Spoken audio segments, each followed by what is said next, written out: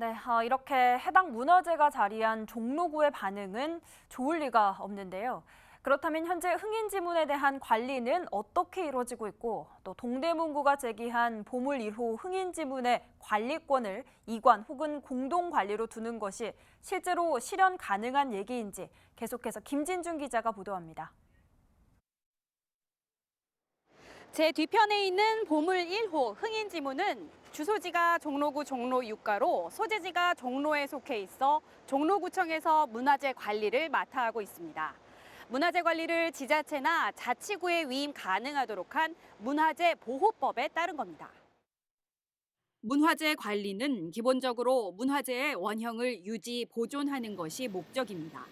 흥인지문의 경우 중앙정부인 문화재청이 문화재 전반에 대한 정책을 제시하고 수립된 기본 계획에 따라 지방자치단체인 서울시와 종로구에 문화재 보수 정비와 주변 보호 등에 대한 업무를 수행하게끔 하는 겁니다. 문화재 관리에 드는 운영비 등의 경비는 국가나 지방자치단체가 예산 범위에서 이를 지원하도록 하고 있습니다. 종로구는 19명의 순찰 인력을 채용해 24시간 4교대로 흥인지문 주변 환경을 살피고 있습니다. 인력비 등 매년 흥인지문의 관리에 드는 예산은 약 4억 원. 이 모두 별도의 구비 예산이 아닌 국시비 지원을 받아 충당하고 있습니다. 동대문은 원래 동대문구에 있었다며 관리권을 되찾겠다고 나선 동대문구. 보물 1호 흥인지문의 관리권을 가져오고자 하는 동대문구의 계획에 대해 서울시와 문화재청은 어떤 입장일까?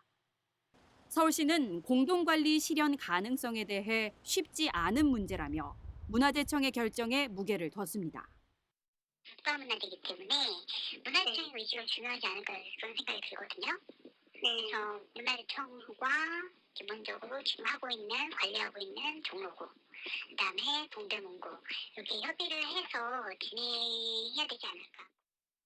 문화재청은 앞서 동대문구의 문제 제기에 답변을 준 바 있다며 무엇보다 문화재가 행정구역상 어디에 속하느냐는 지역적인 측면과 주민의 의견 등이 다각도로 고려돼야 한다고 설명했습니다. 또 하나의 부동산 문화재를 공동 관리한 선례는 없는 것으로 안다며 행정구역에 대한 문제가 선행되고 현재 관리단체인 종로구와의 협의 등 추가적인 검토가 필요함을 밝혔습니다. 부동산 문화재이다 보니까 행정구역 개편이 없이 문화재만 따로 아마 이거를 관리단체를 변경을 특별한 사유가 없이 이거를 관리단체를 변경을 하기는 어려울 거라고 생각이 되고요. 단순히 대상 문화재만 가지고 관리단체를 변경을 요구한다라고 했을 때 그게 현실성이 있을지는 추가적인 검토가 필요할 것 같다는 생각이 듭니다. 두 자치구 간의 협의가 이뤄진다 하더라도 문화재 관리단체의 변경을 위해서는 문화재청의 심의, 허가 또한 거쳐야 합니다. 동대문구의 정체성을 찾아오겠다며 이를 중장기 계획으로 세운 동대문구. 동대문구는 해마다 유지 보수와 인건비 등에 약 11억 원의 관련 예산이 투여될 것으로 보고 이에 대한 계획은 물론 행정구역의 변경 개편에 대한 부분과 문화재의 공동관리 사례가 있었는지에 대한 연구 등을 준비하고 있다고 밝혔습니다. 종로구 실무 관계자와의 논의는 9월 중순 공약 검토 보고회가 있은 뒤가 될 것으로 내다봤습니다.